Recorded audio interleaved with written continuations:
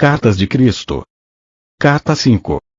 Eu, o Cristo, estou escrevendo esta carta 5 para definir claramente a realidade oculta, a qual também me referirei como o universal e o divino, a fim de ajudá-lo a abrir sua mente à compreensão de que, enquanto você é um indivíduo, aquele que lhe deu ser a individualidade é, em si mesmo, universal, eterno, infinito, onipresente, sem princípio nem fim.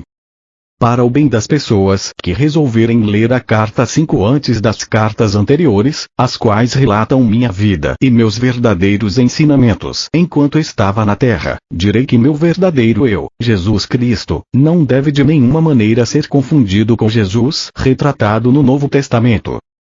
Uma vez que meus ensinamentos originais foram difundidos e muito mal interpretados por todo o mundo na forma dos 4 evangelhos, é minha intenção começar a ensinar a verdade da existência, explicando o verdadeiro significado de minha terminologia original citada nos evangelhos.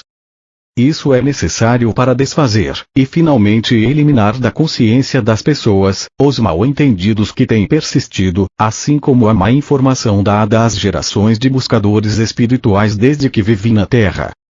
Quando estive na Terra para descrever a realidade por trás e dentro da existência, usei deliberadamente o termo Pai ao referir-me a Deus. Tive 2 razões para fazê-lo. Em primeiro lugar, como expliquei na carta 1, quando recebi a iluminação no deserto, pude ver que os conceitos que descreviam o Criador do Universo, conforme revelados pelos profetas judeus, eram completamente errôneos. Em segundo lugar, me foi permitido perceber com clareza, e compreender plenamente, a verdadeira natureza do Criador. Dei-me conta de que era uma natureza parental, a de satisfazer as necessidades da criação de maneira específica e bem definida, semelhante a um pai-mãe. De fato, vi que os impulsos parentais, presentes em todos os seres vivos, eram extraídos diretamente do Criador e que a origem de todo o amor e dos impulsos parentais era também a origem da vida e da existência em si. Também vi que a criação era uma manifestação visível dos impulsos criativos universais do ser e que, portanto, podia chamar a humanidade de descendência do Criador. Por esta razão, era totalmente natural que falasse do Pai ao referir-me ao Criador, pois, para mim, isso é o que realmente o Criador é, em todos os aspectos, e sobretudo pai, mãe. Porém, considerando a insistência judia em relegar a mulher a uma posição subordinada na vida diária, me referi somente ao pai para evitar a resistência judia e para ganhar a sua aprovação para o novo termo. Também idealizei o termo pai para ajudar os judeus a perceberem que seu conceito de Jeová, e a rigidez das leis judias, eram totalmente errôneos. Também ao utilizar o novo termo, o Pai, para descrever o Criador, ou impulso criativo, por trás e dentro da existência, esclarecia que havia trazido um ensinamento completamente novo, oposto à crença estabelecida em um Deus que rejeitava certas pessoas e que enviava para elas merecidos desastres como castigo. Quero que você compreenda plenamente que em nenhuma parte do Novo Testamento foi dito claramente que eu estava trazendo uma instrução completamente oposta aos ensinamentos do Antigo Testamento. Portanto, não se pode confiar, aceitar ou crer no Novo Testamento como uma verdadeira narração de minha vida e ensinamentos. O relato verdadeiro e preciso de minha personalidade, minha natureza iluminada, minhas atitudes emocionais e meus ensinamentos em si, teriam amplamente esclarecido que as antigas formas de religião judaica e meus ensinamentos iluminados eram completamente opostos em todos os aspectos.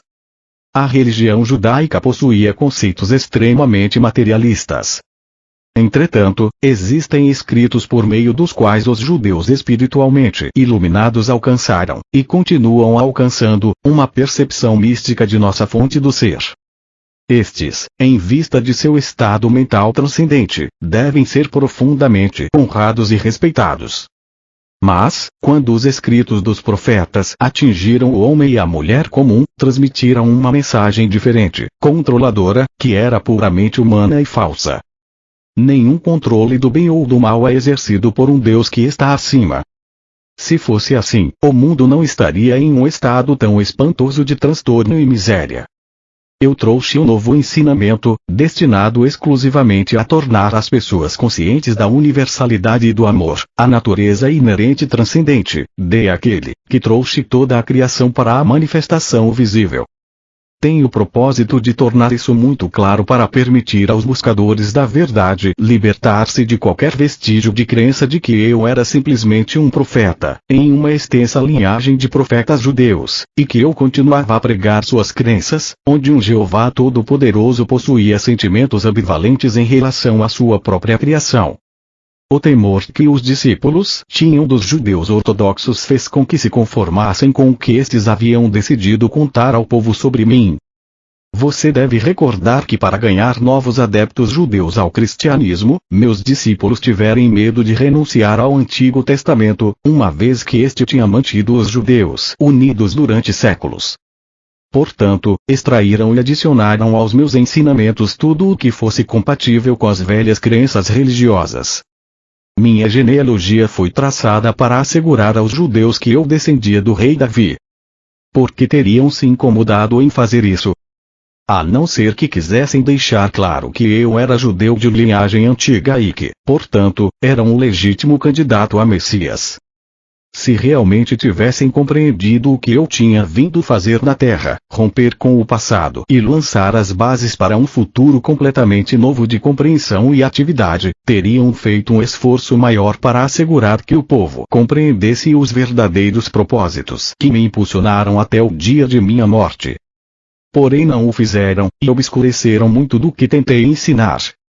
Um discípulo de coração valente, Estevão, tinha menos medo de falar de meus verdadeiros ensinamentos, ainda que estes também tivessem sido modificados, mas foi apedrejado até a morte.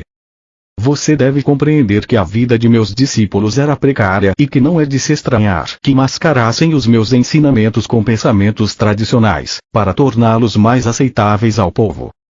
Haverá disputas ferozes quando digo que o cristianismo apresenta o registro de apenas algumas de minhas afirmações e curas que não entram em grande conflito com o ensinamento judaico. É uma religião criada por meus primeiros discípulos e Paulo, depois de sua iniciação na Antioquia, para manter os judeus unidos tanto quanto possível, e trazer os gentios convertidos ao rebanho. Assim, a conveniência se converteu em uma faceta do pensamento cristão. Esta é a verdade a respeito de minha vida e morte sobre a terra. Surgirão discussões, pois as pessoas se apegam às suas mais queridas crenças. Quando chegam a abandoná-las, experimentam a mesma dor que sentem aqueles que perdem as suas mais queridas posses.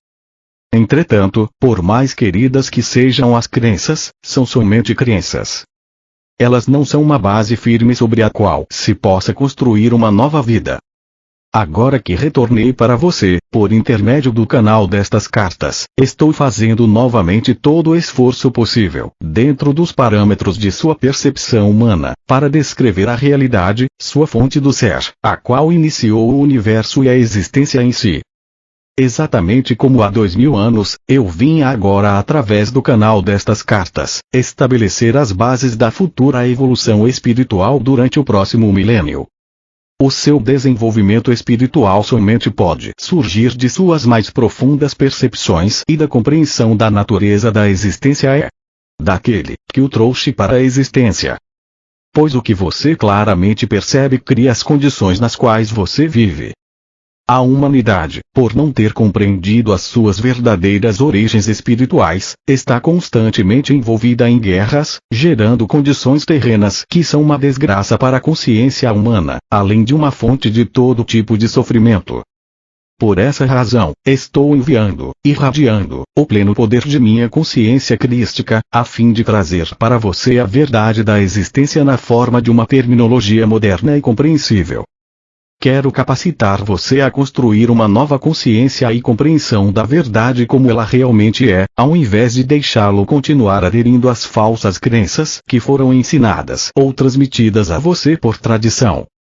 Com o uso e a compreensão, a terminologia despertará em você a mesma, ou ainda maior, reverência, amor e percepção espiritual que você sentia antes, utilizando a palavra Deus.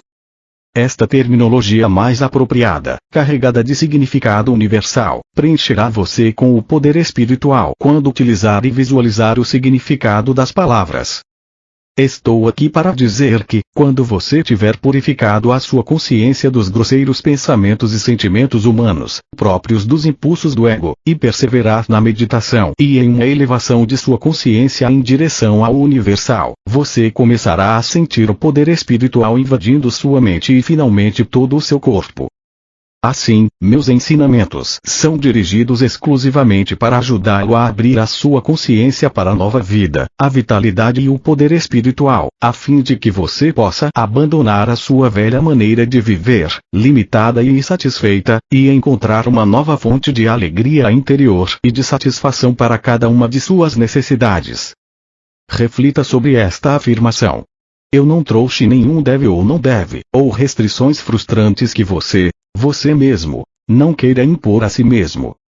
Eu certamente vim para dizer como as suas formas de consciência têm vida por si mesmas e no final se manifestam em seu mundo. Porém, deixo ao seu bom senso escolher os pensamentos saudáveis, os atos amorosos e o caminho correto que leva à alegria e à realização, quando tiver compreendido a verdadeira natureza da criação. Vim também, com a plena força de meu poder crístico, para que você possa perceber que não há barreira entre você, aquele que o trouxe para a existência, somente há aquelas que você mesmo criou por ignorar as leis da existência. Vim para ajudá-lo a remover as barreiras, iluminando a sua ignorância atual e ensinando a abrir a sua consciência, todo o seu ser, a um influxo daquele que o trouxe para a existência.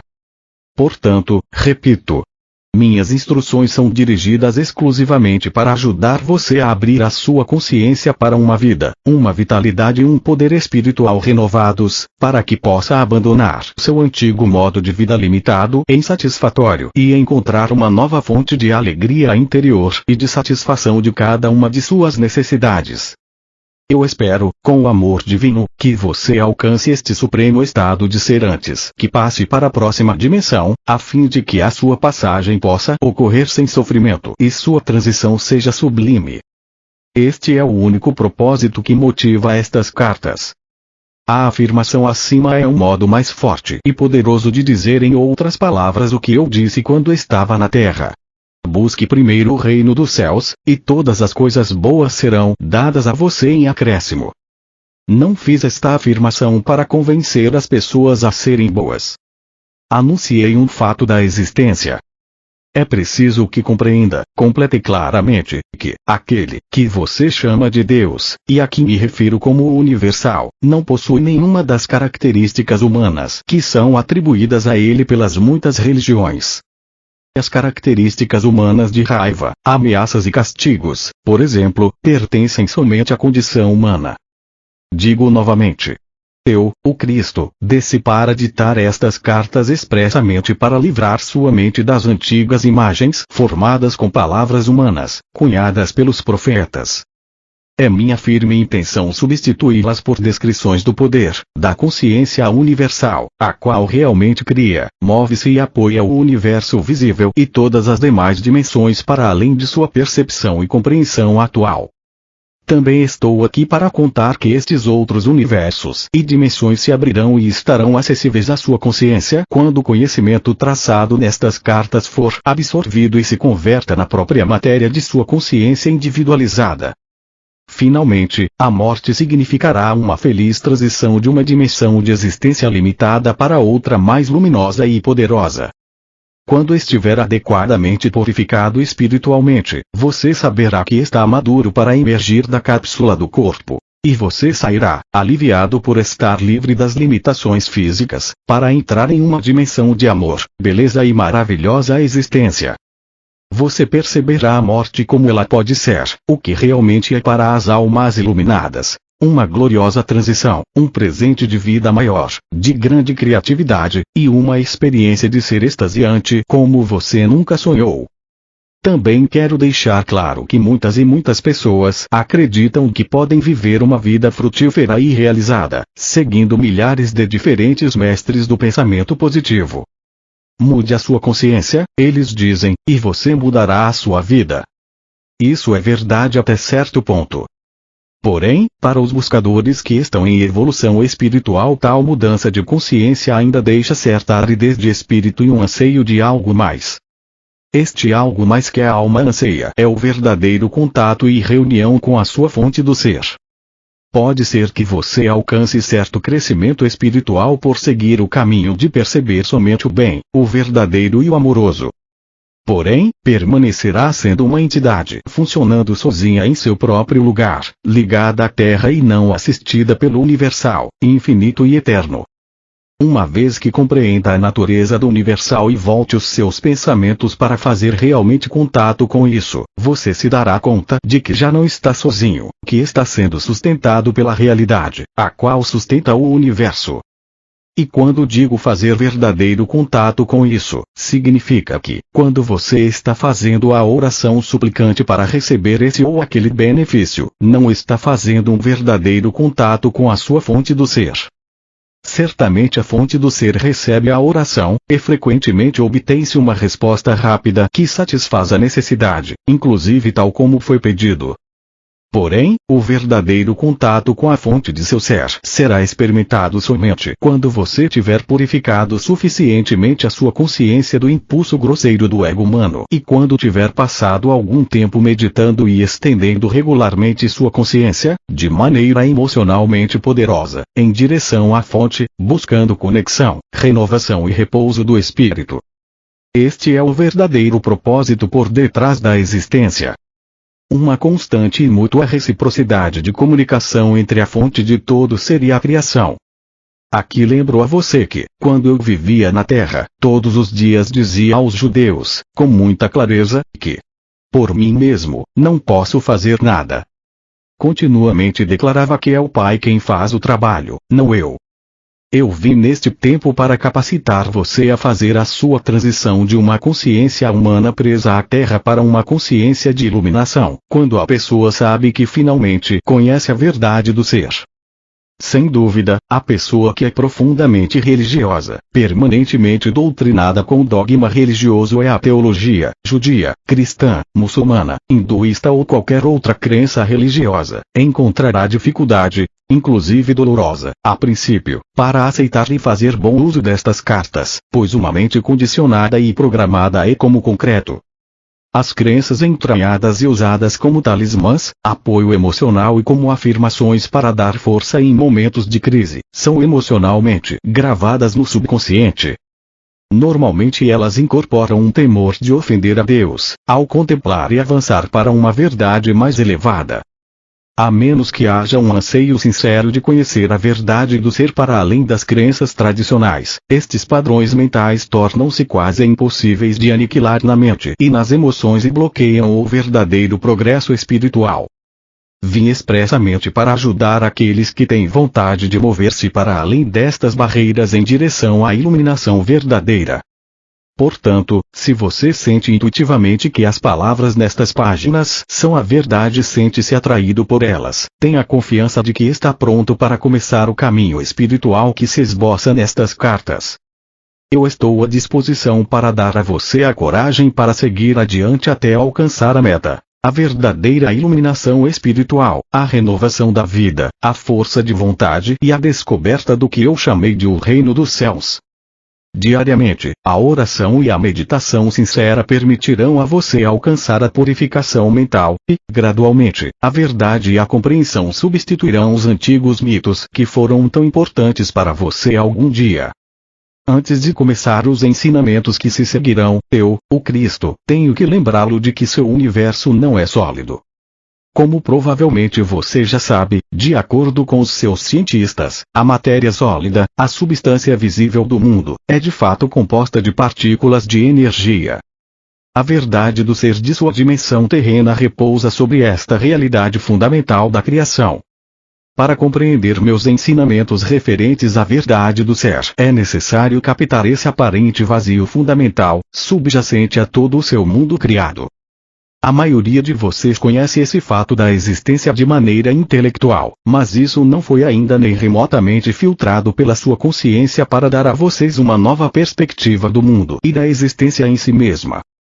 Como vem fazendo há milênios, vocês continuam pensando que o seu mundo é sólido e que as condições do corpo e de todo fenômeno externo estão fora de seu controle. Vocês acreditam que são vítimas da existência e suas vidas diárias refletem esta crença. Entretanto, a verdade é o contrário.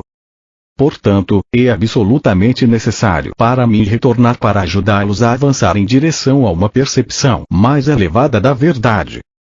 Como disse na carta 1, depois da iluminação no deserto, eu voltei ao meu mundo de cidades e vilas da Palestina. Imediatamente comecei a controlar os elementos da matéria, nos lugares onde via necessidade de ajudar aqueles que estavam em privação ou sofrimento. Vim para mostrar a vocês exatamente por que eu pude fazê-lo. Como revelei na carta 1, durante o tempo em que recebi plena iluminação no deserto me foi mostrado que a matéria não era realmente sólida. Não me foi dado entender exatamente como as partículas elétricas, que chamei de cintilar de partículas, tomavam a aparência de matéria visível. Eu sabia simplesmente que estas partículas se moviam em altas frequências de velocidade no interior da mente de Deus, e que a mente de Deus era universal. Eu percebi que a mente de Deus era tanto o Criador, como a substância, de todas as coisas na criação em si. Disso, eu estava absolutamente seguro. Também vi muito claramente que o pensamento humano, quando carregado de convicção ou emoção, afetava radicalmente esse processo de materialização de formas visíveis. Portanto, a mente humana podia interferir, e de fato fazia isso, na verdadeira intenção da mente de Deus. Esta foi uma compreensão emocionante e entusiasmante, pois percebi que os mitos que os rabinos judeus me ensinaram eram claramente falsos. Imediatamente os eliminei de minha mente.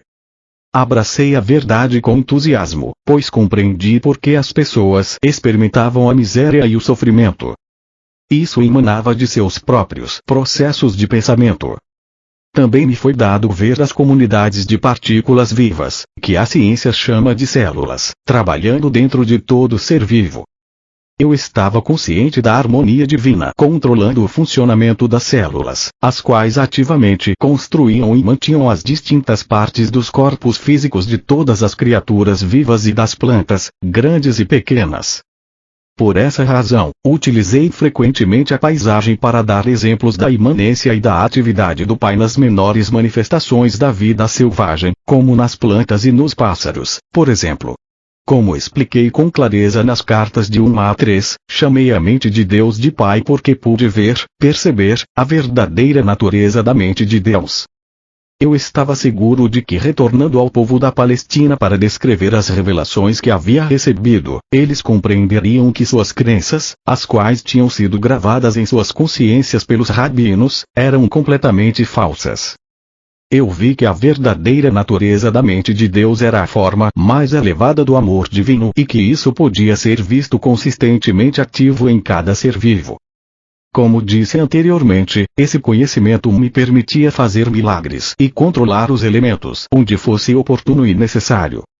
Assim como me dediquei a explodir os mitos que aprisionavam as mentes dos judeus da Palestina, eu agora anseio mostrar a vocês que muitas das teorias propostas por seus cientistas surgiram como uma forte reação aos dogmas e doutrinas da Igreja anos atrás.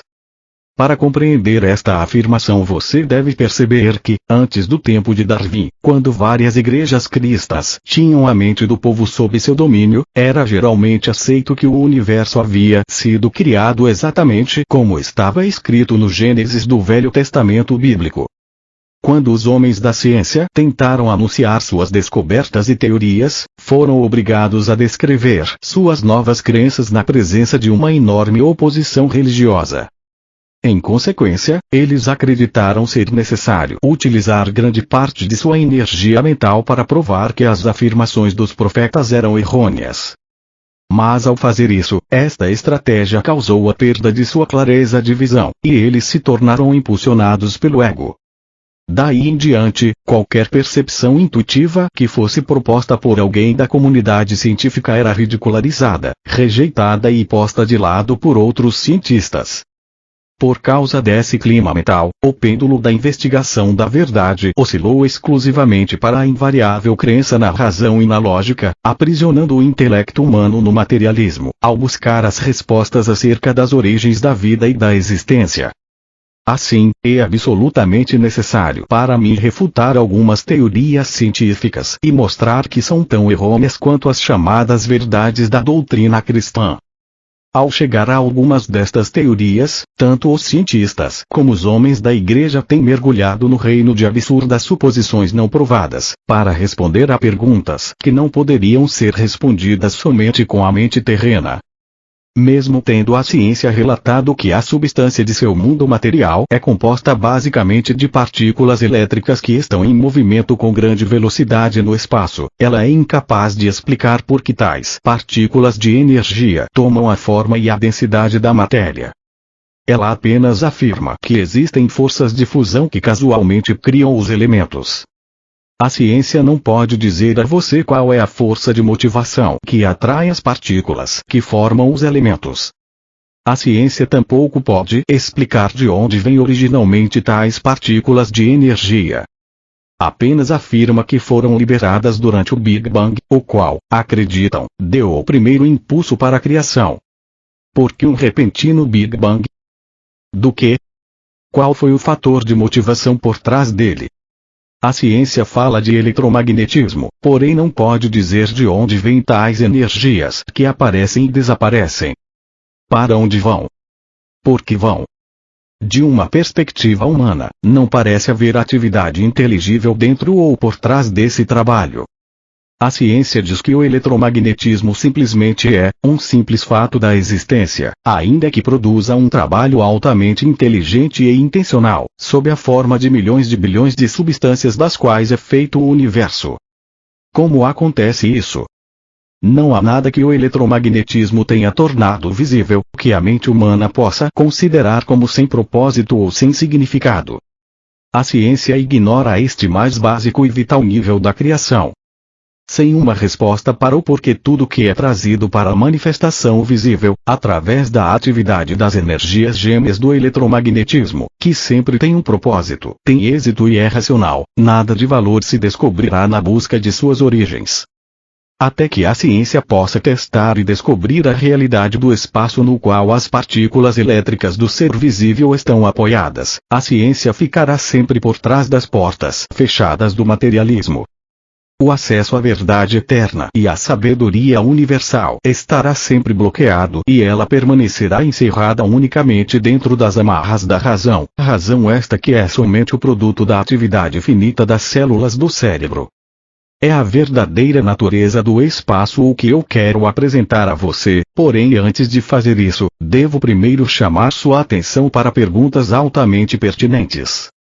Através dos tempos, muito do trabalho do eletromagnetismo tem aparecido à mente, à visão e ao tato das entidades vivas como alguma coisa sólida e imutavelmente durável. Acreditava-se que o metal, a madeira, a rocha, as entidades vivas, todas eram compostas de matéria sólida, inanimada ou viva. Com tal crença em um universo sólido, é natural que os antigos profetas místicos tenham concebido um indivíduo poderoso, possuindo enorme poder de criar todas as substâncias sólidas do universo. Ao visualizar tal indivíduo poderoso, era natural que eles percebessem uma figura majestosa de controle universal, que possuía uma natureza de retribuição quando confrontada com o comportamento da humanidade, a qual havia produzido uma sociedade turbulenta. Nem os profetas da antiguidade, nem a ciência de hoje, se aproximaram da verdade da existência. Ambos têm passado longe da verdade.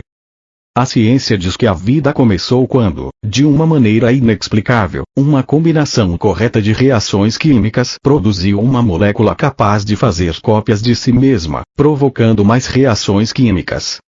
Tal descrição da enorme e abundante complexidade e poder da força da vida como sendo perceptível porque é capaz de duplicar a si mesma revela o empobrecimento básico da percepção e do pensamento científico que produziu tal teoria. Além disso, permanece sem ser questionada cientificamente a sugestão de que a combinação de elementos químicos inanimados, que se reuniriam de modo específico, acidentalmente, poderia produzir tão assombroso resultado de autoduplicação. Isso ocorre porque a mente humana finita, e mesmo o pensamento científico, não pode lidar com um acontecimento tão estranho como a autoduplicação espontânea 2. Isso é por demais sugestivo de um acontecimento mágico, de alguma intervenção de uma fonte inimaginável, a qual os cientistas não ousam considerar por medo do ridículo. Este consenso de Cordeiros 3 é considerado mais científico do que produzir teorias inspiradas, as quais são bloqueadas pelas leis materialistas que a ciência estabeleceu para si mesma. Este bloqueio ao progresso científico futuro impedirá que a ciência investigue devidamente o reino da mente e do espírito, até que algum cientista iluminado desafie as convenções e se atreva a cruzar as fronteiras entre o que é visível e o que é invisível. Se os profetas de antigamente tivessem sido presenteados com a teoria da autoduplicação molecular, não teriam nenhuma dificuldade com tal acontecimento mágico e diriam que Deus fez as combinações químicas e as impregnou com vida. Porém, esta também não é a explicação correta. Este antigo conceito religioso de um Deus no alto, criando de longe, é o que impede o cientista de avançar na direção de reflexões espiritualmente mais conscientes. Portanto, apesar de a ciência parecer emancipada das velhas doutrinas, continua mentalmente atada e obstruída pelos temores de velhas proibições, como no século XIX. Ela adota suas ridículas teorias porque ainda não percebeu a realidade de nossa fonte do ser, por trás e dentro da molécula viva. Continuando a sua história da criação, a ciência afirma que depois da autofabricação de moléculas vivas capazes de duplicarem a si mesmas, elas constituíram a si mesmas em uma célula viva, tão pequena que não se pode ver a olho nu, e esta se tornou um material de construção básico para toda a multiplicidade de organismos vivos, incluindo as plantas, os insetos, os répteis, as aves, os animais e o próprio homem. Assim, todos os seres vivos teriam um antepassado em comum, a primeira molécula viva. A ciência não pode explicar por que as moléculas autoduplicantes se combinaram para formar uma célula viva. Isso continua sendo um mistério para a ciência até hoje. A célula viva, segundo diz a ciência, se reproduz indefinidamente em bilhões de formas diferentes. Essa é a base para a construção do universo visível. Como pode ser isso?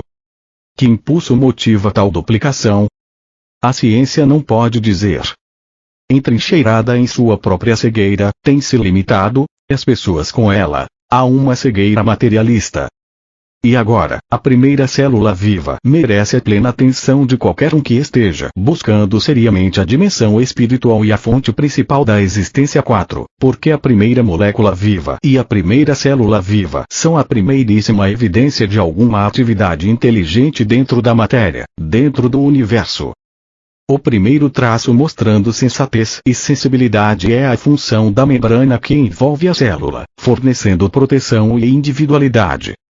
Pense neste fenômeno milagroso. A célula absorve do ambiente somente o alimento selecionado através da membrana. Não só absorve o alimento correto, mas depois de nutrir-se ainda elimina o resíduo através da membrana permeável. Você deve perguntar a si mesmo: como pode a membrana puramente física da célula, invisível a olho nu, distinguir e selecionar o alimento correto objetivando aumentar seu bem-estar e ter suficiente discernimento para desfazer-se da matéria tóxica não desejada? Você não vê um alto grau de propósito em toda esta atividade. Você pode acreditar que este propósito seja acidental.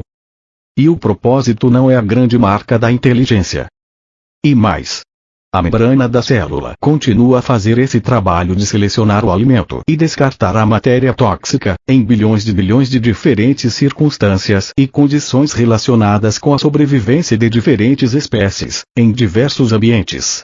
Isso não é a evidência do propósito que se mostra dentro de cada ação de cada espécie, sejam insetos, plantas, répteis, aves, animais ou seres humanos.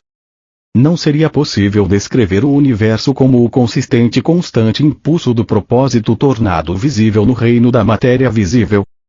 O espírito do propósito é um elemento físico, ou um elemento da consciência? E se você pode aceitar que o propósito é um impulso inegável de criatividade por trás da existência, então pode passar para a próxima percepção. Seu universo é a manifestação visível de uma evolução inteligente de causa e efeito evidente na matéria viva. Pois se a célula viva pode selecionar o alimento correto e também eliminar o resíduo tóxico, esta simples atividade demonstra um conhecimento da necessidade de digestão e de eliminação de tal resíduo para assegurar a contínua saúde da célula. Isso não é uma clara indicação de uma evolução inteligente de causa e efeito? E mais, a ciência diz que a célula contém um núcleo que poderia comparar-se ao cérebro humano, uma vez que transmite mensagens, e sua mais importante função é a de armazenamento de informação, a livraria que contém não somente os detalhes que se relacionam como uma célula, mas também os do corpo inteiro no qual ela reside. O fato é que ao investigar a célula a ciência descobriu que esta, em si mesma, parece ser um sistema de mensagens químicas, transmitidas de um modo proposital, inteligente e inteligível. Como poderia acontecer isso se as origens das moléculas da célula fossem apenas elementos químicos inanimados? Você poderia duvidar de que por trás de cada mensageiro com uma mensagem a transmitir, há um pensamento inteligente ou consciência? E o que pensar da precisão das mensagens transferidas de célula para assegurar a precisão da duplicação exata de certas espécies durante milhões de anos? Em que momento da criação a consciência entrou nos organismos vivos? E como foi que o pensamento inteligente, que considera e decide, chegou ao campo da matéria inanimada inconsciente? Sem a consciência inerente, como pôde ocorrer tanta atividade informada e informante em uma célula que é invisível a olho nu?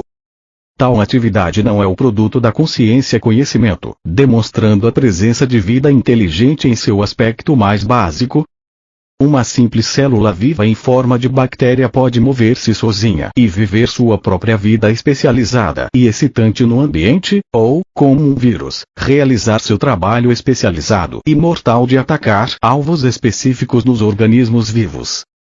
Por outro lado, a célula pode estar fixa em um organismo, realizando seu trabalho altamente importante de construção e de manutenção de alguma parte do organismo.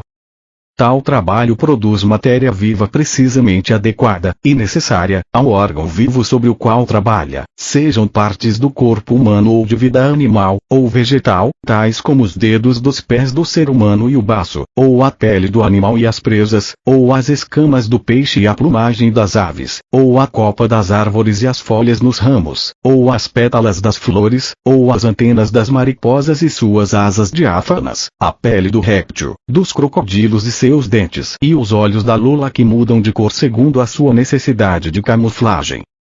Cada um destes fenômenos físicos completamente diferentes, e aparentemente não relacionados, foi criado pelo trabalho especializado e individualizado de bilhões e bilhões de células vivas idênticas. Ao contemplar a grandeza e a diversidade do trabalho realizado por uma simples célula viva e invisível a olho nu, você pode acreditar em um universo mecanicista. Seria possível fazer tudo isso se a matéria produzida por tais células fosse ilógica, sem nenhum objetivo razoável e sem nenhuma razão para sua existência, desprovida de consciência pessoal. Este não é o caso.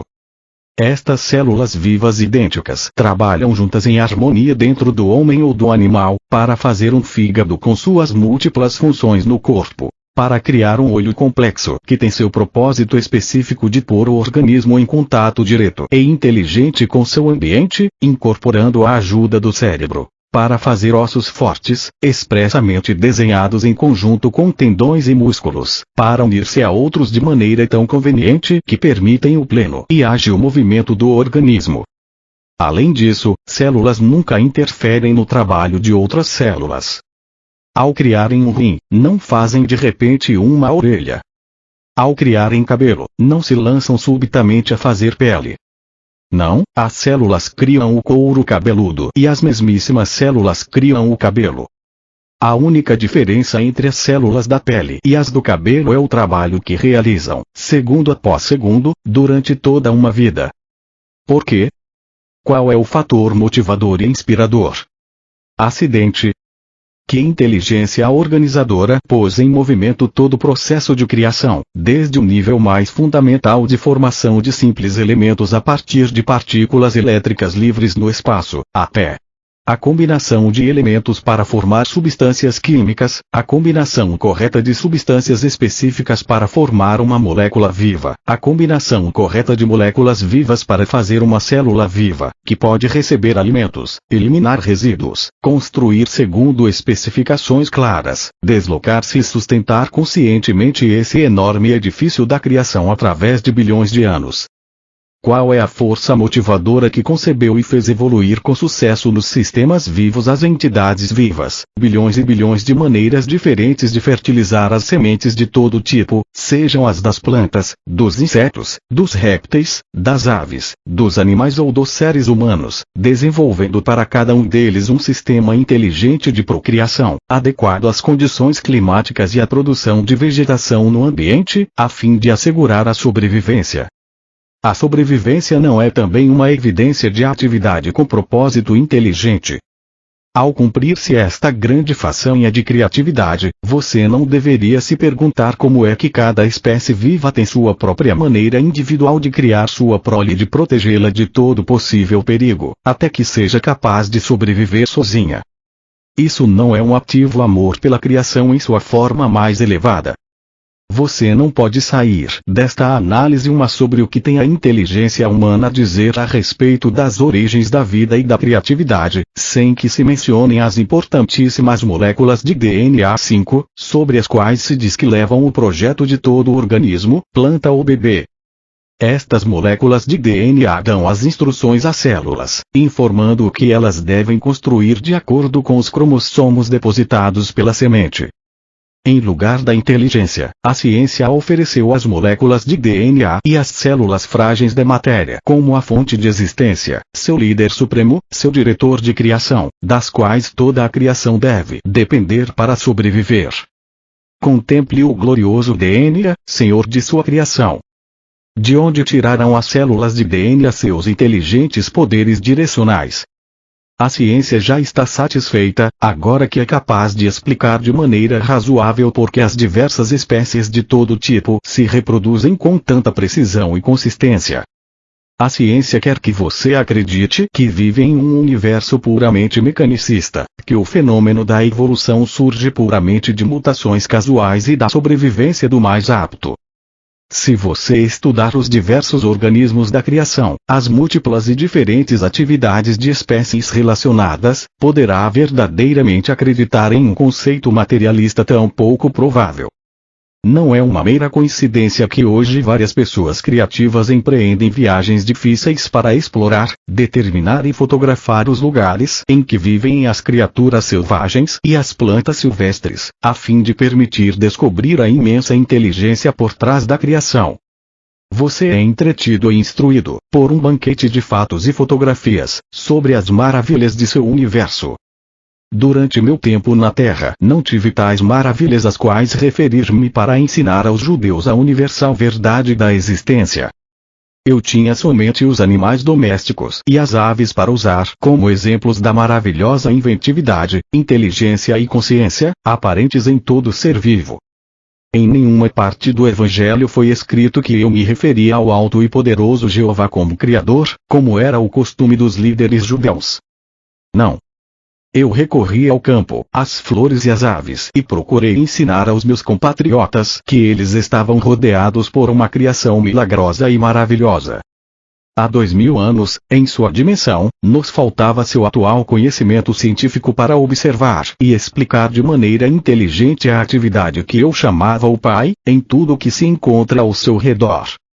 Para descobrir a sua verdadeira fonte do ser, peço a você que avalie a inimaginável e indescritível complexidade e diversidade de trabalho intencional, claramente evidente nos pinguins e nos porcos.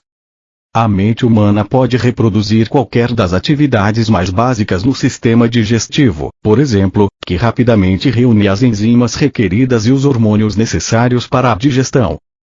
Como a mente finita, que é incapaz de perceber claramente o verdadeiro processo criativo governado pelo conhecimento instintivo, ousa declarar explicitamente, desafiando a contradição, que compreende as verdadeiras origens da criação e as forças que deram forma à criação. Que arrogância! Esses homens somente podem pensar segundo o que dizem os seus olhos.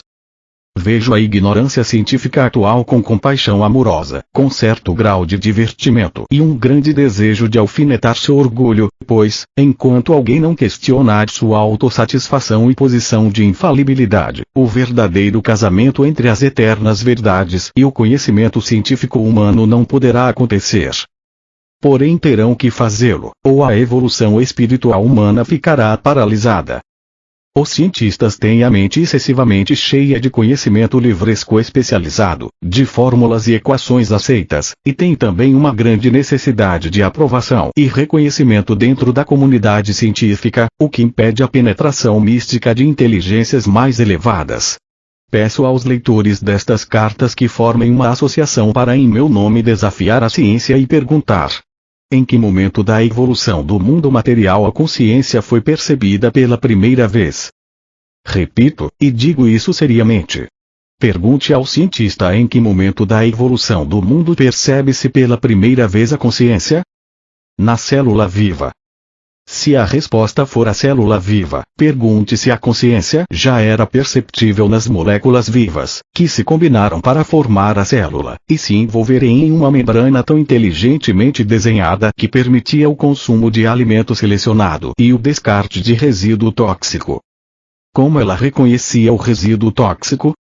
E se aceitar que a consciência poderia estar presente nas moléculas vivas, não seria necessário perguntar se as propriedades químicas que formaram uma molécula viva não teriam possuído elas mesmas a consciência que finalmente as impulsionou e projetou em uma combinação viva para formar uma molécula. E tendo retrocedido até este ponto nas origens da existência, as propriedades químicas, ainda seria necessário perguntar por que a consciência deveria se tornar uma presença viável somente dentro das substâncias químicas, porque não nos elementos nos quais a individualidade tomou forma pela primeira vez. E se aceitar que ela estaria nos elementos, por que se deveria negar que a consciência impulsione as partículas elétricas para formar os elementos? É racional negar tal possibilidade. E tendo chegado a tal possibilidade, não se deveria ir mais longe e perguntar de onde vem o eletromagnetismo. Qual é a realidade da eletricidade, para além dos raios de luz intensos agora descritos pela ciência como fótons e elétrons? E qual é a realidade do magnetismo para além das energias gêmeas de ligação e rejeição, estes impulsos de energia que trouxeram a estabilidade e ordem ao caos? Pergunte à ciência. De onde vem o eletromagnetismo, que é responsável pelos passos mais básicos na criação de um universo organizado e disciplinado, de uma complexidade e diversidade impossível de imaginar? Tentarei agora explicar, com suas palavras, aquilo que está além das palavras e, neste momento, além de toda a compreensão terrena individualizada. Por isso, ainda que o intelecto ajude o cérebro a compreender as realidades espirituais que estou expondo para você, também cria uma barreira à verdadeira percepção e experiência espiritual. Por esta razão, considere as referências à dimensão universal final como simples proposições, ideias, vislumbres de formas resumidas de consciência da realidade por trás e dentro de seu universo. Leve cada uma destas ideias, uma a uma, à meditação. O que estou querendo explicar está inteiramente na consciência e é da consciência, sem parâmetros, nem fronteiras. Se você está suficientemente evoluído espiritualmente para seguir-me até aqui, para além das palavras, você começará a compreender espiritualmente tudo o que tenho tentado dizer. As palavras guiarão você para novas visões do ser que serão abertas em seguida. Persevere. A luz, gradualmente, talvez imperceptivelmente, penetrará em sua mente e você terá pequenas aberturas da visão interior. São muitos os que experimentaram um pequeno clarão de visão interior, os que brevemente sentiram um toque da consciência divina e logo, sem ousarem continuar crendo no momento transcendente de seu despertar, começaram a questionar, duvidaram e finalmente dispersaram o pequeno influxo da consciência divina. Cuide para não fazer o mesmo. A incredulidade o atrasará, o prenderá no plano da existência material mais do que pode imaginar. Seja o que for que seja dado a você, e que você seja capaz de receber, apanhe rapidamente e não duvide. A dúvida destrói o progresso firme, porque cria suas próprias formas de consciência, as quais suprimirão e mesmo erradicarão a visão interior que tenha alcançado anteriormente. Portanto, a sua escolha de pensamentos, convicção ou incredulidade, dúvida ou fé, constrói ou destrói o seu progresso na busca da verdade. Qualquer negação apaga de sua consciência o progresso que você tenha conquistado. Além disso, quanto mais alto você ascender na verdade espiritual, mais poderosos se tornam os seus pensamentos. Assim sendo, crie e mantenha firmemente o seu próprio impulso espiritual e não permita que ninguém interfira e enfraqueça esse impulso. Mantenha-se firme em suas percepções anteriores. Em tempos de dúvida, navegue com pensamentos positivos, usando afirmações iluminadoras, agarrando-se às orientações inspiradoras prévias e recordando dos momentos em que suas vibrações de frequências de consciência estavam mais altas. Usando a força de vontade, escolhendo afirmações que contenham pépitas de ouro de verdade espiritual, retorne uma e outra vez a este nível mais elevado de consciência. Não se renda por preguiça mental aos altos e baixos das energias espirituais da consciência, nem se converta em uma gangorra espiritual. Enfatizo fortemente esse perigo de auto-obstrução. Torne-se ativamente consciente dele.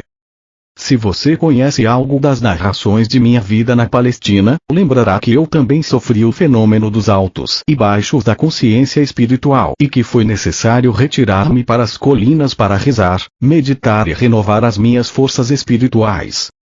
Portanto, compreenda os seus períodos áridos, porém não ceda passivamente a eles, pois conduzirão você a uma mudança indesejável de atitudes e padrões mentais emocionais. Recorra conscientemente à sua fonte do ser para receber nova força e para a elevação das frequências de sua consciência, e assim essas fases negativas se reduzirão enormemente em força e duração. Digo novamente, esteja atento para o modo como você usa a sua mente. Deixe que a sua atividade mental seja sempre construtiva, a fim de que ela possa contribuir para seu crescimento espiritual e não seja um contínuo obstáculo. Após tudo o que foi dito anteriormente e depois de ter ditado o restante desta carta, o canal começou a questionar sua possível recepção pública, porque lhe pareceu muito pragmática para ser atraente às pessoas acostumadas a imaginar um poder magnífico, ou ser, ou algo totalmente diferente que criou o universo. De fato, fiz muitos esforços para descrever a imensidão do poder do qual todas as coisas provêm, mas como disse, é impossível expor em termos humanos a realidade da fonte de seu ser. As almas espiritualmente evoluídas, que são levemente inspiradas pela consciência divina, relatam que a experiência é completamente bela e gloriosa e inteiramente inesquecível, ainda que não plenamente descritível em termos humanos. Essa experiência mística é possível quando as frequências vibratórias da mente já são elevadas, e a consciência inteira está inundada com raios da consciência divina.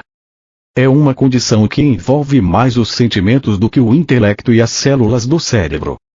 Nesta situação em que tenho que inspirar a mente e as células do cérebro do meu canal com a descrição da realidade de sua fonte do ser, e ela tem que interpretá-la em palavras, preciso ter cuidado para não interferir com demasiada força nas frequências vibratórias de consciência nas quais estão trabalhando as células do cérebro dela. Houve momentos em que foi perigoso seguir adiante e assim interrompi o funcionamento de seu computador para romper o contato. Antes que comecem a estudar, meditar e absorver estas páginas, quero primeiramente deixar claro a todos aqueles que lerem estas cartas que meu propósito com elas é, antes de tudo, dissipar os mitos com os quais a minha personalidade humana e meus ensinamentos foram envolvidos. É minha intenção que o dogma e as doutrinas religiosas finalmente morram de morte natural em todo o mundo, do mesmo modo que desapareceram os sacrifícios de animais no Templo de Salomão. Em segundo lugar, vim também para ajudar as igrejas a deixarem suas noções arcaicas de Deus e de pecado. Nenhum verdadeiro progresso espiritual é possível até o surgimento de uma clara compreensão de que cada pessoa é responsável pela maneira como se desenvolve a sua vida. Em terceiro lugar, vim para retirar de sua mente as imagens de um Deus onipotente de magnificência, grandeza e poder ativo ilimitado, que recompensa os virtuosos e castiga os malvados. Estas crenças, ainda que reconfortantes, são totalmente errôneas. Em quarto lugar, estou explicando a verdade do ser para finalmente dissipar o velho conceito de Deus sentado no alto, em alguma parte do céu, de onde se diz que ele criou o mundo e tudo o que ele contém em um tempo relativamente curto. Em quinto lugar, vim também expressamente para ajudar a ciência a lançar a ponte sobre o abismo entre a consciência universal e o surgimento das partículas elétricas. Sem esta ponte entre a dimensão espiritual invisível e o mundo visível da matéria, a ciência permanecerá paralisada nas velhas ideias e conceitos, ao invés de progredir em direção a novos reinos de investigação espiritual científica para o aperfeiçoamento da humanidade. Também vim para mostrar a você a verdadeira natureza, aquele que lhe deu o ser, que lhe deu a individualidade, pois sem este conhecimento que revelará a natureza de seu ser dual, porém totalmente interrelacionado, espírito e corpo, você também ficará paralisado no mesmo nível de consciência em que está no momento. Quero deixar absolutamente claro que nada vem do nada. Este é um refrão bem conhecido entre vocês e é absolutamente verdadeiro. Entretanto, há um fundamento do ser, eterno, infinito e consistente, e isso é o que vou revelar. Você não foi criado, você extraiu o seu ser dele. Evidentemente, você não poderia ter saído de algo totalmente estranho à sua própria consciência. Estou pedindo ao meu canal que escolha alguns exemplos terrenos comuns e compreensíveis. Não se pode tirar um recheio de torta de um pote de melaço e descobrir que é carne moída. Não se pode espremer laranja e fazer do suco cerveja de gengibre. Não se pode encher um balão de ar, estourá-lo e encontrar gelatina gotejando. Todos os exemplos mencionados acima eleitos pelo meu canal são exemplos de lógica. Quero que você perceba que o universo inteiro é uma manifestação de lógica e de efeitos lógicos consistentes, surgidos de relações de causalidade. Seu universo é constituído de causas e efeitos tornados visíveis. Este é um princípio inalterável da existência. Se há casos de alterações, tais como experiências paranormais ou curas instantâneas, a pessoa mediana fica espantada e a ciência se nega a crer que tal coisa seja possível. À medida que minhas explicações se aprofundarem, você compreenderá finalmente como tais alterações ocorrem, de maneira lógica e eficaz. Em outras palavras, estas alterações ocorrem segundo leis espirituais naturais e sempre servem a um propósito necessário. Não há nada sem sentido em nenhuma parte da criação, nem sequer em uma formiga ou mosquito, a menos que a mente de uma entidade tenha nascido defeituosa ou tenha sido danificada. Assim, isso é claro. Você vive e opera em um universo físico que manifesta o grau mais elevado de inteligência e atividade com propósito na criação da matéria em si, nos corpos físicos de todas as entidades individuais, desde plantas até seres humanos. Infelizmente, esse alto grau de inteligência e cuidadoso propósito é apenas mínimo na consciência manifestada pelas mesmas entidades criadas, desde as plantas até os seres humanos. Em outras palavras, o corpo através do qual você vive e no qual pensa, sente e realiza suas atividades, manifesta em seus órgãos físicos e funcionamento um grau de inteligência e de propósito amoroso muito mais elevado do que o de sua consciência humana. Os interesses humanos estão principalmente envolvidos nos problemas da sobrevivência diária pessoal, do desfrute dos prazeres e da satisfação física e emocional. Para conquistar esses propósitos, a maioria das pessoas utiliza os produtos fabricados com matéria. Mesmo as mentes dos cientistas não podem desvendar totalmente os segredos ocultos da existência terrena e, apesar de todo o seu conhecimento científico, estão tão atolados nos caminhos da existência quanto aqueles que não possuem nenhum conhecimento. Portanto, é uma conclusão lógica que aquele do qual você extraiu seu ser físico é imenso, não somente em tamanho, mas também em uma imensidão de força de vontade. A vontade para autoexpressão e criatividade. Visualize durante um momento o tamanho do universo material, o Sol e seu calor, a Lua, o planeta Terra e o Sistema Solar, as galáxias de estrelas e o fato de que esta matéria visível é totalmente interdependente, e também dependente, do movimento dos corpos planetários e está sujeita às leis universais de função e movimento perpétuos. Este vasto universo teve suas origens no, e foi extraído do, fundamento de seu ser, e a totalidade da força e energia de vida do universo tem saído do mesmo fundamento do ser. Logo, não desanime-se em meus esforços em analisar para você os componentes espirituais da sua fonte do ser, você perceber que compreende o que estes componentes são e que você possui em uma medida muito, muito limitada, os mesmos componentes espirituais da consciência em si mesmo. Você extrai tudo o que você é, espiritual, mental, emocional e fisicamente, de sua fonte do ser. Antes de explicar como isso pode acontecer, quero que me acompanhe em certos passos para ajudar a sua mente a absorver a imensidão daquele do qual seu ser foi extraído.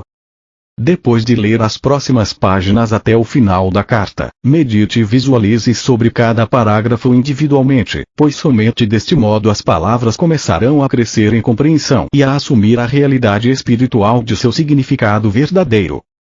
Tudo, espiritual, invisível, visível, imaginado, é consciência-conhecimento.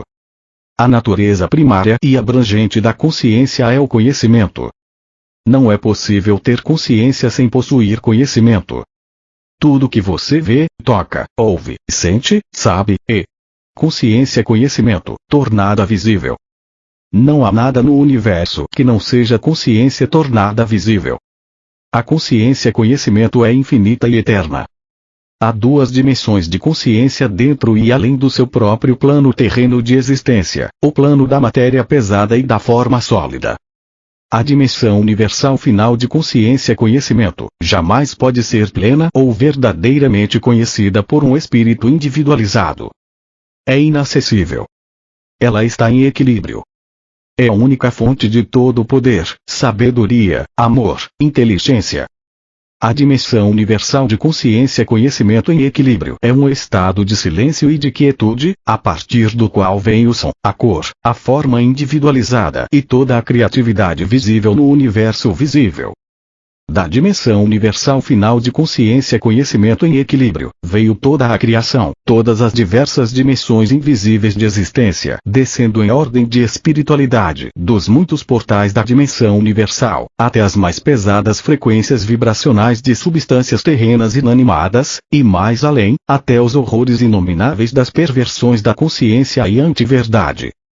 Essa dimensão universal final de consciência-conhecimento não somente está no espaço. Ela é todo o espaço. Ela está imperceptivelmente em todas as partes. Para aqueles que pensam em termos do átomo, pode-se dizer que ela é o espaço no átomo, portanto, ela está em silêncio e equilíbrio no espaço de todos os elementos e da matéria. A natureza da consciência universal é intenção inativa e em equilíbrio. Portanto, a consciência universal é um estado de infinita, eterna, ilimitada, vasta intenção poderosa, primitiva, pura e bela. Esta intenção é a de expressar a sua natureza.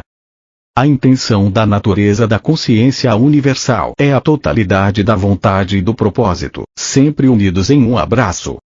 A vontade universal é surgir e criar. O propósito universal é dar forma individual à criação e experimentá-la.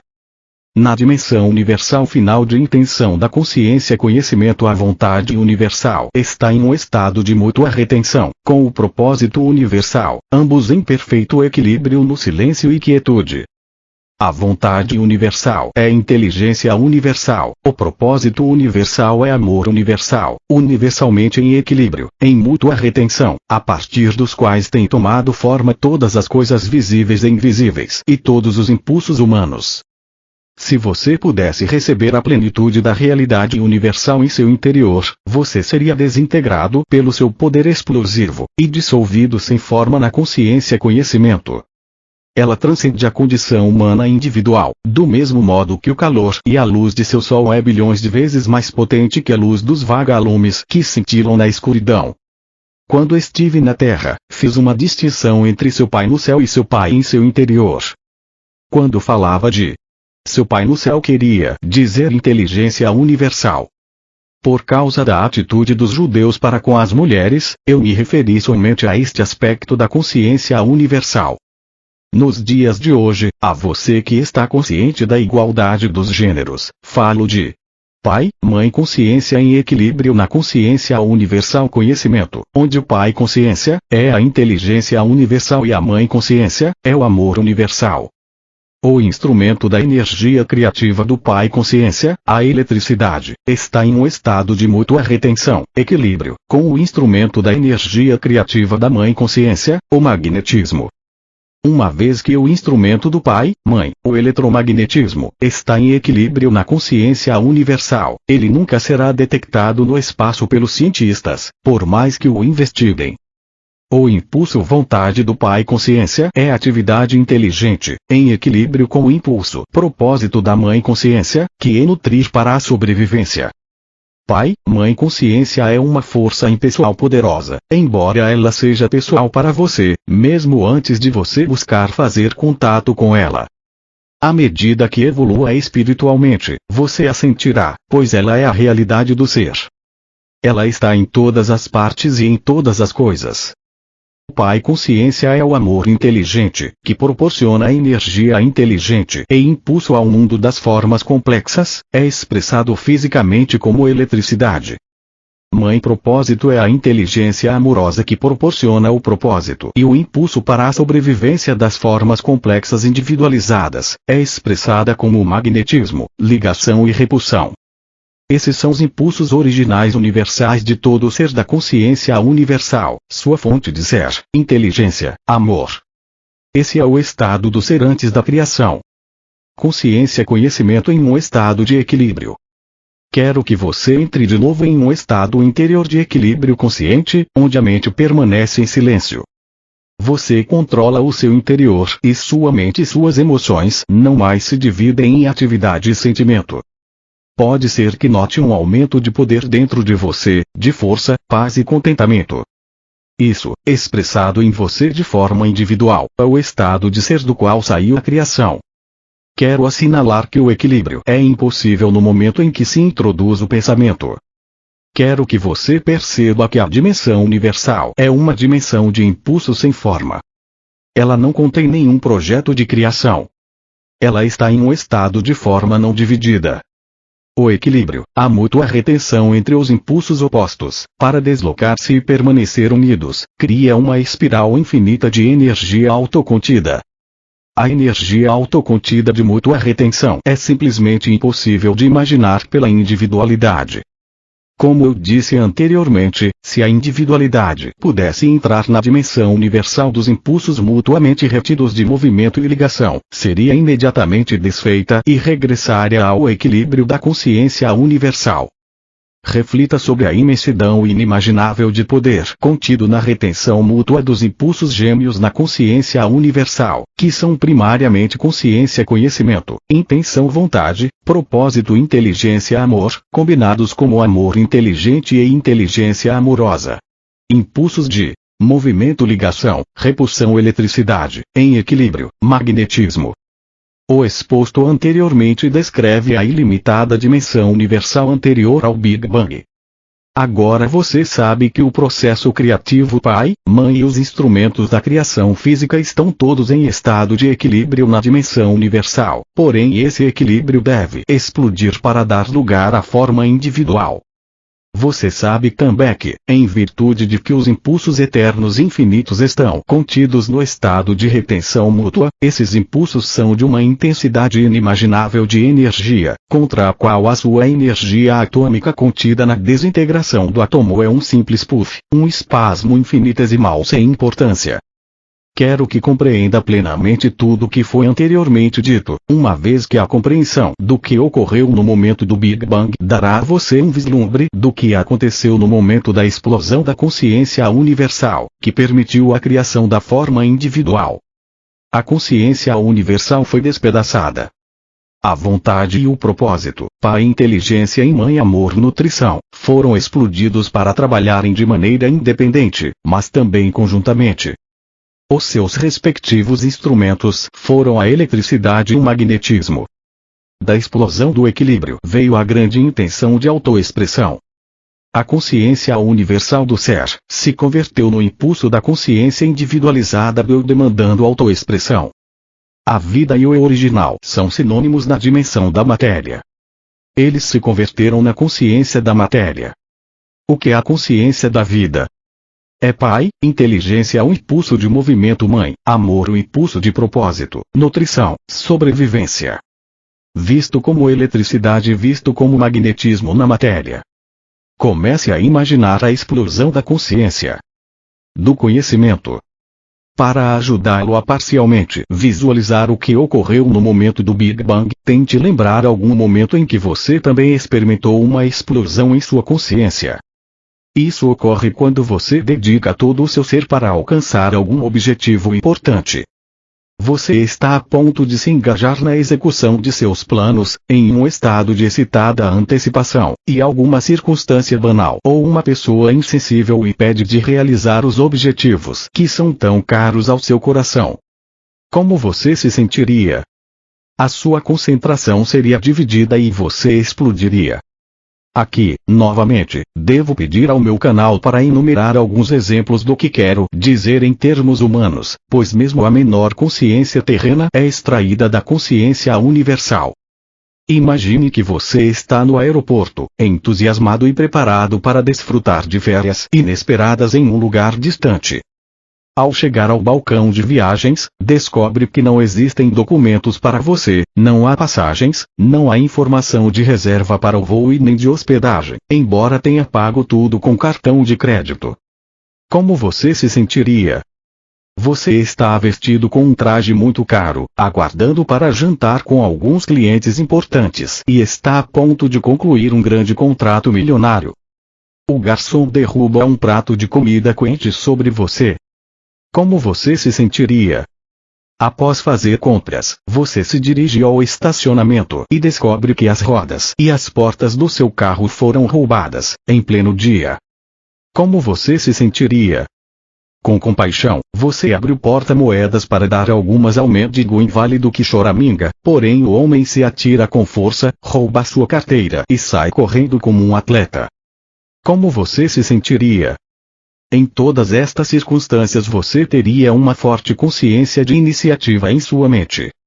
A sua cabeça estaria cheia com um plano para sair e fazer alguma coisa, para realizar um certo propósito, pacificamente.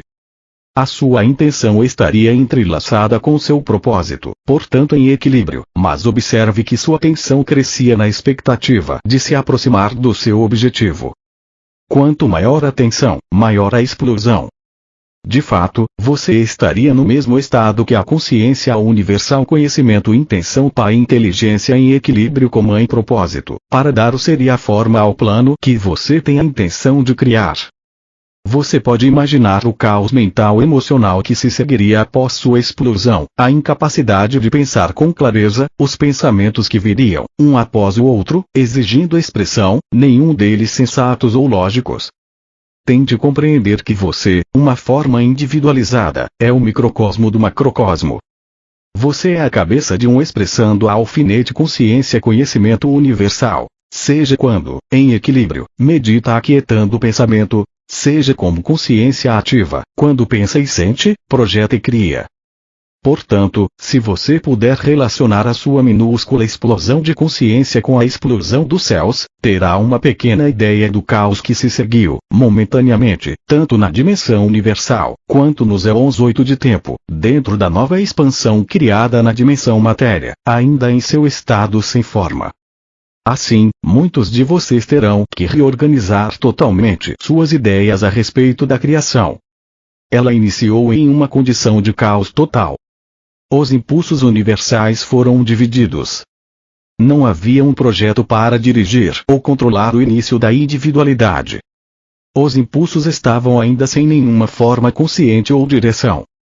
Eram impulsos naturais para realizar certas funções impulsivas, distintas na consciência. Porém, não estavam inteligentemente dirigidos para um específico movimento ou ligação, por nenhuma força diretiva superior. Eles estavam sós. Impulsos da consciência, conhecimentos separados e perdidos, capazes de receber impressões. Porém, não havia outras impressões para receber além daquelas do caos interior do movimento, atividade da eletricidade e da ligação, repulsão do magnetismo. E este caos de consciência foi manifestado na criação como caos de partículas. Nessa expansão do caos de partículas elétricas, entretanto, existia a consciência primordial do eu original. Não importando qual fosse o caos, o eu original veio através da intenção Pai para deslocar-se, tomar o controle, criar. O eu original tomou forma inicial em uma carga positiva de energia elétrica. Converteu-se em força eu dominante sob a forma de um próton com seus satélites de carga elétrica negativa, sobre o qual a mãe propósito de ligação foi ativada, sob a forma de uma carga elétrica positiva encontrando-se com uma carga elétrica negativa. Eles se afeiçoaram, como se poderia dizer, de dois seres masculino e feminino evoluídos das espécies vivas, e se uniram. A mãe propósito de repulsão foi ativada quando pareceu provável que duas cargas elétricas positivas ou duas negativas iriam se encontrar e reagir negativamente. Ela se interpôs e as separou, exatamente como a sua parte fêmea evoluída, uma mãe, separaria dois brutos turbulentos e agitados a ponto de envolverem-se em uma briga. Essa foi a única forma de consciência-conhecimento no caos durante muitíssimo tempo, ainda que o tempo não tenha nenhuma importância no reino da matéria em si.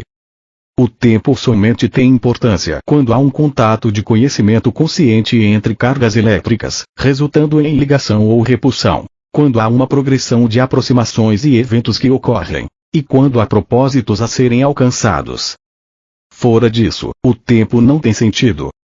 A criação é o produto dos impulsos primários funcionando de maneira individual e em conjunto, causando impressões um sobre o outro, satisfazendo necessidades inerentes gravadas na consciência. Essas necessidades são, de início, as de aumentar e experimentar a autoexpressão, levando em seguida a uma maior separação, para restaurar um sentido de segurança interna e de conforto, e ser reunido na harmonia da consciência universal. Dessa força impulsora para uma harmonia reunida do ser, veio o impulso masculino-feminino de reunião para recuperar a bem-aventurança que está oculta na consciência da alma. Você poderia fazer uma analogia do parágrafo anterior com o hábito dos pais de saírem para trabalhar de manhã e voltarem esperançosamente à noite para o conforto e reunião familiar, onde eles repõem as forças para aventurarem-se a sair novamente na manhã seguinte e enfrentar o mundo. Portanto, o processo de criação da autoexpressão universal levou bilhões de anos no tempo para cumprir-se. Depois do Big Bang, o processo criativo pai-mãe dividiu-se em duas energias diferentes que continuamente trabalharam separadas e em conjunto, independentes mas mutuamente retidas, para funcionarem juntas, tendo características ou naturezas individuais e diferentes funções. Portanto, a sua carga de trabalho foi diferente, ainda que indivisível. Você já sabe, e por um processo de meditação deve ter entendido plenamente, qual a natureza do pai e da mãe no equilíbrio da dimensão universal. Brevemente, a natureza do pai é a de ser ativo, criativo e de realizar a obra da criatividade. Também é uma condição do eu original e da existência individualizada. Todo ser vivo, desde uma bactéria até um hipopótamo, tem um forte sentido de eu original e a necessidade de protegê-lo. A natureza da mãe é a de dar forma ao plano da consciência elétrica iniciado pelo pai inteligência, unindo as partículas elétricas. A consciência pai e mãe, os impulsos primários, estão ambos em equilíbrio, e são da natureza da dimensão universal e, consequentemente, quando eles criam a forma individual, levam ao final a obra da natureza da dimensão universal. Esta é crescimento, prover alimento e nutrição, cura, proteção, satisfação das necessidades em um sistema coerente de lei e ordem, sobrevivência. As energias de consciência pai e mãe são impulsos, ambos retidos na dimensão universal e, quando são liberados do equilíbrio, realizam poderosamente a obra da criação. Além disso, considere a magnitude de sua obra na criação por todo o mundo. Os impulsos pai-mãe impulsionam cada nível de criação, desde a formação dos elementos, a molécula e a célula viva, até o magnífico mamute. Eles também trabalham instintivamente dentro dos pais, impulsionando-os a unirem-se, conceberem, carregarem e criarem a sua prole. Alguns pais se ausentam depois do nascimento de seus descendentes, sejam eles ovos, filhotes ou seres humanos. Estes são os pais cujo sentido de eu original é maior que seu instinto inato de paternidade. É neste ponto que você deve se tornar plenamente consciente do significado de impulso. Pode ser que você ache que esta é uma forma de criatividade muito nebulosa. Porém, se refletir durante algum tempo, talvez se dê conta, no final, de que nenhum ser humano, animal ou inseto, nem mesmo uma planta, empreende alguma atividade na dimensão material sem uma pressão interior da consciência, a qual é o impulso. Este pode ser o de virar-se para o sol, correr, comer, trabalhar, dormir, fazer compras, ter um filho. Sempre, o impulso precede a atividade, inclusive a de piscar os olhos. E mais, não há nenhum impulso que inicie uma atividade que não esteja dirigida por algum propósito. As plantas giram as flores e as folhas para captar os raios do sol necessários ao seu crescimento. As pessoas correm para manter a forma, comem para satisfazer a fome, trabalham para ganhar a vida, dormem para escapar das tensões e recarregar as suas energias, vão às compras para se suprir de alimentos, tudo direcionado para a sobrevivência e o conforto pessoal. Então, os impulsos são a realidade por trás e dentro da criação. Se toda a matéria voltasse à sua forma original de partículas elétricas, os impulsos universais ficariam intactos e no final dariam forma a outra criação. Os impulsos são para sempre. Entretanto, as partículas elétricas na matéria viva estão aqui hoje e amanhã terão desaparecido, mas a alma continua. Você pensa com os impulsos elétricos no cérebro. Você sente com os impulsos magnéticos em seu sistema nervoso. Estes últimos centram e unificam os impulsos elétricos em um todo unificado. Sem a ligação magnética em seu sistema, você seria apenas movimento sem conhecimento. Agora é o momento de levá-lo de volta às minhas experiências no deserto, descritas na carta 1. Você deve lembrar que, quando fui ao Rio Jordão para que João Batista me batizasse, eu era um rebelde, totalmente contrário aos ensinamentos dos judeus que afirmavam que Jeová castigava os homens por seus pecados. Intuitivamente, sentia que aquele era um conceito falso e cruel, e o rejeitava. Depois que me foi mostrada a verdade sobre a criação, não podia compreender por que a consciência perfeita não criava seres perfeitos feitos à imagem de seu Criador amor inteligente. Perguntei ao Criador, a consciência universal, por que a humanidade suportava tanto sofrimento e maldade. Então me foi mostrado com toda a clareza que todos os problemas que os humanos experimentavam surgiam do ponto central do eu, que a ciência agora chama de ego. Este manifesta a si mesmo na personalidade como uma necessidade impulsionante para defender-se da crítica ou do ataque físico e emocional, e uma necessidade impulsionante semelhante de se afastar dos demais para chegar primeiro na corrida da vida. Também se manifesta na personalidade como uma necessidade impulsionante de adquirir tudo de melhor para si mesmo, apesar da oposição dos demais, e uma necessidade impulsionante semelhante de agarrar-se às suas posses pessoais, sejam elas parentes, amigos, bens materiais ou conquistas, a despeito de toda a oposição. Também me foi dado compreender que sem esses dois impulsos do ser criativo, fundamentais, eternos e inalteráveis, não haveria nenhuma criação. Este é o segredo da criação, o segredo da existência e do ser individual. Ao trabalharem juntos como equipe no mundo visível, separadamente porém inseparáveis, estes impulsos gêmeos foram os meios pelos quais a substância da matéria em si foi criada desde a sublime consciência universal. O impulso de criatividade é o original da atividade. Este impulso de atividade é universal e procede de uma só fonte. Atividade é um movimento na consciência e consciência em movimento. O outro impulso criativo possui, em sentido figurado, duas faces olhando em direções opostas. Elas são ligação, rejeição. trazer para o eu rejeitar, desde também conhecido como atração, repulsão, atrair para o eu, do repelir na consciência. Estes são os únicos meios pelos quais a existência terrena é realizada. O universo inteiro é uma manifestação do poder criativo ativo nestes impulsos gêmeos do ser físico, criando matéria e forma individual. Este é um dos segredos fundamentais do universo. Eu vi que o núcleo da personalidade ou ego, como agora é chamado, tinha sido criado como o guardião da personalidade e estava irresistivelmente gravado com o impulso magnético para assegurar a intimidade e sobrevivência, para proteger a condição do eu original individual. Isso foi conseguido usando as duas faces do segundo impulso do ser ligação, rejeição para assegurar a individualidade. A face da ligação arrasta, extrai, atrai, exige, puxa, compra, agarra, se prende às pessoas e às posses que busca. Esse impulso cria uma ilusão de segurança nas relações e nas posses. É o instrumento da consciência mãe que inspira a construção de famílias, comunidades e nações. Ele pode produzir beleza, alegria, harmonia e amor. Ele também pode destroçar vidas e destruir comunidades quando é dirigida pelo ego.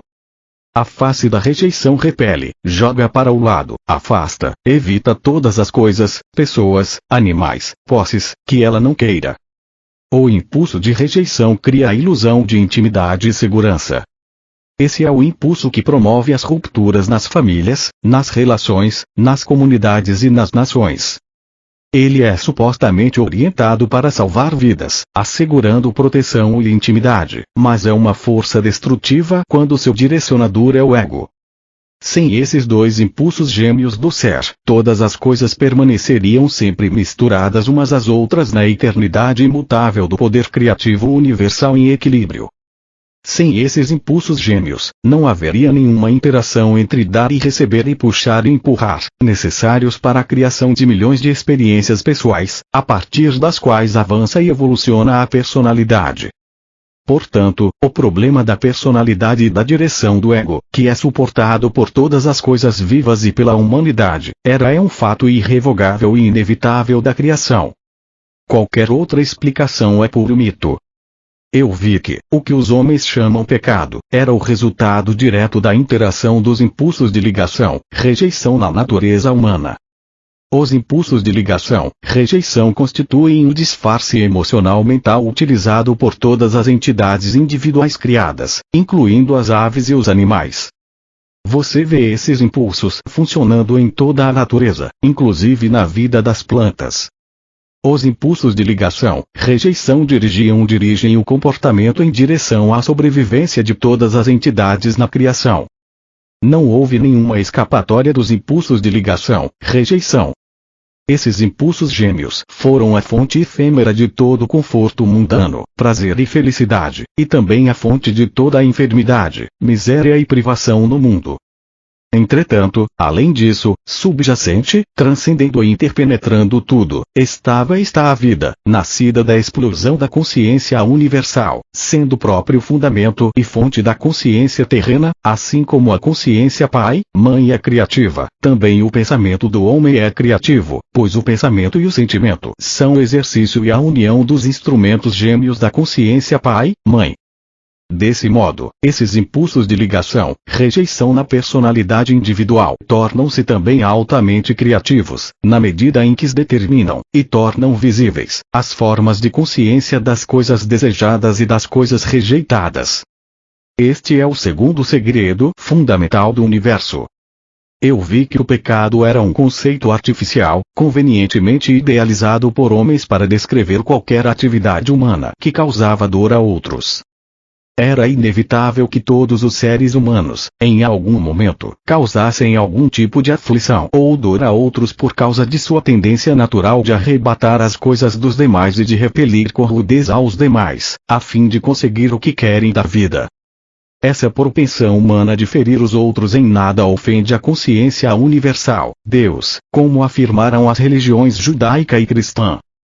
Somente a humanidade poderia compreender o significado da palavra pecado, uma vez que somente a humanidade e toda a criação que está submetida ao ser humano conheceria a dor, a privação e a miséria causados pelos dois impulsos fundamentais da individualidade, ligação, rejeição, que estão ativos na personalidade humana. O impulso inerente ao homem para proteger a sua própria individualidade o tinha feito estabelecer normas e leis para a sociedade humana. O poder criativo universal, amor, não tinha absolutamente nada a ver com o estabelecimento de restrições, limitações, leis e juízos humanos. Eu também vi que o poder criativo Pai, Mãe, Vida, fluía continuamente através de todo o universo, e era vida em minha mente, utilizando os impulsos gêmeos de pensamento e sentimento. Assim, qualquer poderoso pensamento ou sentimento imperfeito podia alterar e mudar o padrão de consciência das coisas criadas. Por outro lado, meu pensamento, quando estava completamente purificado dos impulsos gêmeos do ego, e totalmente receptivo ao poder criativo Pai, Mãe Inteligência Amor, reintroduzia a condição do perfeito amor inteligente. Consequentemente, uma condição que previamente tinha sido construída de modo imperfeito, como o resultado de um pensamento imperfeito, podia voltar a uma condição de integridade, mudando as atitudes e pensamentos egocêntricos para aqueles de amor incondicional. Minha mente era um instrumento do processo criativo total originário no universal. Agora eu que sabia que isso era assim, sabia o espiritual, intelectual e emocionalmente. Dei-me conta de que eu podia e devia dar passos para superar os impulsos gêmeos do ego que anteriormente governavam minha mente, com o fim de permitir que a realidade divina tivesse plena liberdade através de minha mente e meu cérebro. Por isso houve uma luta entre o meu resistente ego humano e minha consciência Pai, Mãe, durante as agudas tentações que experimentara ao final de minha iluminação no deserto. Satanás não teve nada a ver com o cabo de guerra que ocorreu dentro de minha consciência. A guerra foi travada entre os impulsos gêmeos da individualidade, ligação, rejeição e a realidade divina que se tinha feito conhecer, como amor, vida inteligente, transcendente mas ainda dentro de mim, que progressivamente absorveria minha individualidade cada vez mais, se eu meditasse continuamente e purificasse a minha consciência dos impulsos egoístas. O que expus é uma descrição do conhecimento poderoso com o qual voltei a Nazaré. Assim, o meu tempo de cura física, passado com minha mãe até que eu me restabelecesse, também foi um tempo de oração e de meditação, do qual extraí a inspiração e a força para consciente e conscienciosamente viver a natureza do divino ou realidade universal. Como você sabe, a natureza do divino, ou realidade universal, é vida. Quando ela está ativa na criação, ou também podemos dizer, na individualidade da criação, ela cresce, nutre, alimenta, regenera, cura, protege, assegura a sobrevivência, satisfaz as necessidades de tudo que foi criado, tudo dentro de um sistema de perfeita harmonia, cooperação, lei e ordem. Esta é a natureza da vida. Toda a sua obra na criação se realiza de acordo com a natureza universal, e a promoção do bem mais elevado de todos os seres vivos. Se você pode compreender estas palavras, perceberá porque voltei do deserto como um homem cheio de alegria, com um novo entendimento da beleza do mundo, com um sentimento de absoluta confiança e sabendo que era possível controlar a aparência da matéria. Você sentirá comigo a euforia que senti por poder oferecer aos judeus a gloriosa notícia de que o reino dos céus estava dentro deles. Tudo que eles tinham a fazer era encontrar isso com a minha assistência, e suas vidas mudariam para sempre. Deixo você com o mesmo conhecimento, o qual usado em oração e plenamente compreendido, pode mudar o curso da sua vida. À medida que você lê, a sua consciência será elevada e à medida que buscar inspiração, ela virá. Desejo que você compreenda, aspire, cresça e alcance. Relaxe em minha luz, pois, enquanto você lê, reflete, medita e ora, é absorvido em minha consciência crística, a qual se tornará cada vez mais clara para você à medida que evolua no conhecimento divino. Que meu amor e minha fé em sua crescente sabedoria o envolvam.